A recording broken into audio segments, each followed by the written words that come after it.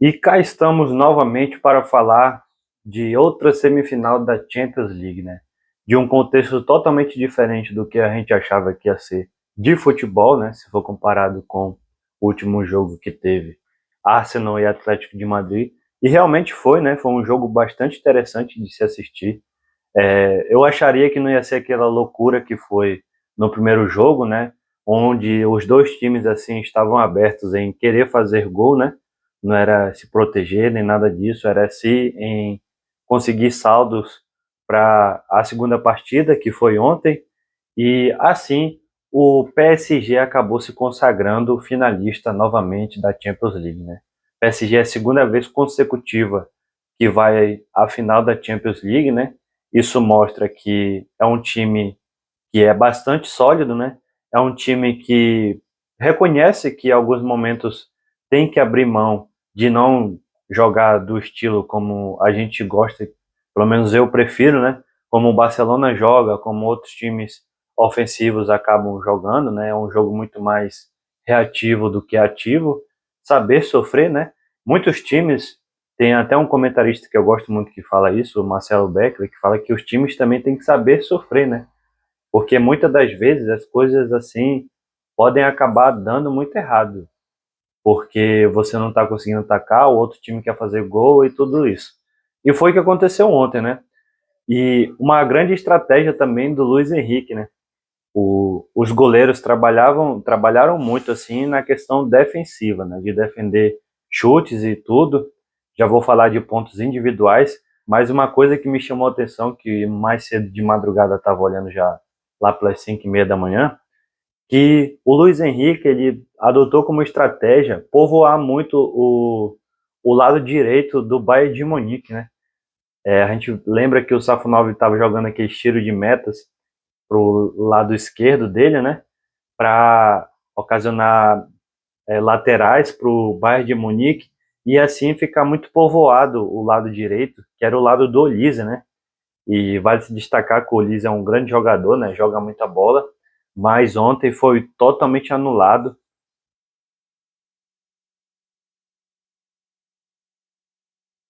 Ontem foi totalmente anulado pelo o time do PSG, né? Em si. Porque muitas das vezes era Fabian Ruiz, Kvaratskhelia, tinha também muitas vezes o Nuno Mendes, então só aí já eram quase três jogadores em um só jogador. É uma estratégia bastante interessante, né? A gente já viu muitas vezes isso acontecer com o Lamine Yamal, mas não dessa forma, mas sim de ter muitos jogadores ali meio que focando em marcar um só jogador, né? Que no caso era o Lamine. Isso aconteceu muito contra o Atlético de Madrid, mas em si o PSG ele se consagra finalista jogando um bom futebol, né? O PSG fez um gol no primeiro tempo, que foi o gol do Dembélé. Dembélé jogando muito, né? Junto com o Kvaratskhelia.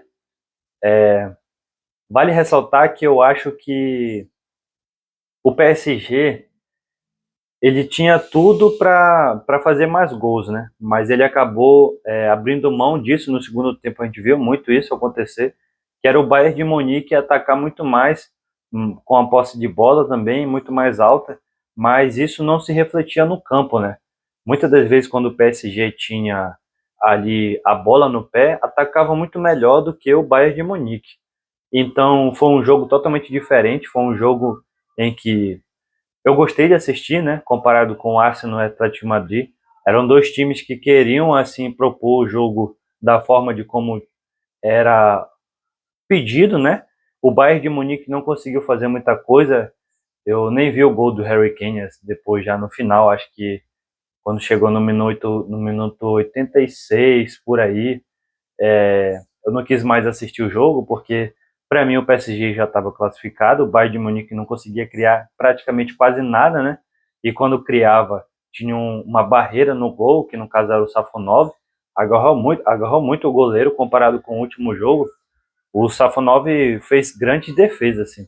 Defesas que, se a gente for parar para observar, poderia acabar tendo que talvez até prejudicar o PSG, né?